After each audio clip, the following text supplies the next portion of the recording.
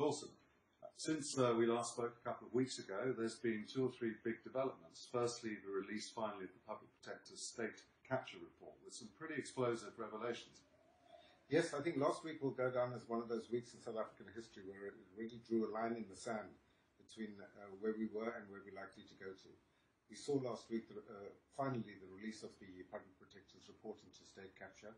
That really opens up the can of worms of how the Zuma machinery has worked with state-owned enterprises. And how it's been captured by the Gupta family and other rather devious businessmen. Absolutely, and how, not just in terms of business capture, but how key institutions of state, the prosecuting authority, the investigative arm of the police, and others have been captured in this process to protect those that are involved in the wrongdoing. Zuma, of course, tried to keep it under wraps. He went to court to get an interdict. He managed to persuade the Public Protector to not release it for a few days, but then he did one of his famous U-turns. He catapulted at the end as a result of pressure, I think, and felt that by releasing that pressure, he might be able to find other ways of delaying the implementation of the report. And that's where we're at the moment. Of course, you and others that very day in Pretoria were leading an extremely important, perhaps seminal moment in terms of the launch of the Save South Africa campaign.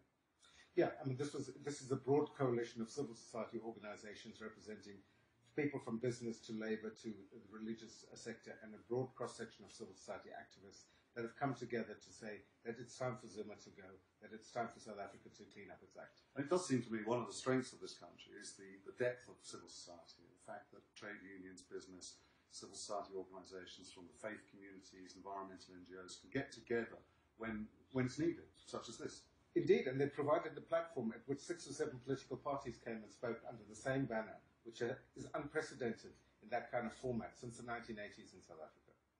The other thing that happened last week, of course, in the ongoing Cold War, or lawfare, between Zuma and his own finance minister, Pravin Gordhan, was that the National Director of Public Prosecutions, who is a bit of a national joke now, Sean Abrahams, dropped the charges against Gordhan, causing massive trouble in the meantime, having launched the charges with such fanfare 2 weeks before.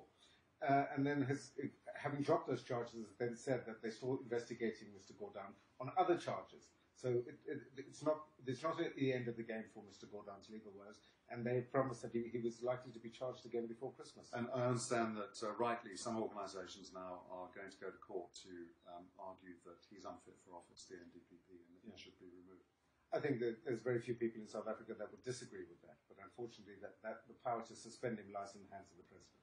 So tomorrow, back to the President and Zuma Watch, there's another no confidence vote in Parliament. That will be tomorrow, Thursday, 10th of November. Yeah, and this is a vote that has been called for by the main opposition party, the DA.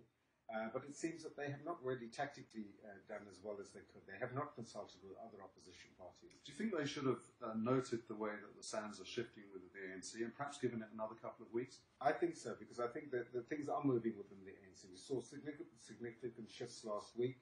One of the biggest public sector unions now coming out and calling on the President to resign. A number of senior ANC veteran leaders calling on the President to step down.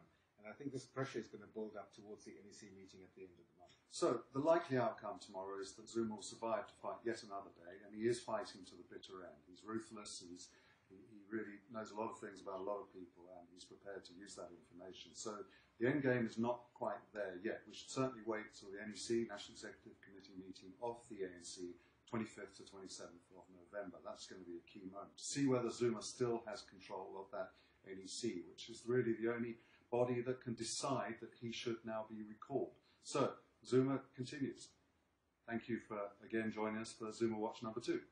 If you want more information or deeper insights into what's going on in the ANC, any of those crucial pieces of litigation that we've referred to, or other related matters that affect the economy and the markets, be in touch with us, the Paternoster Group.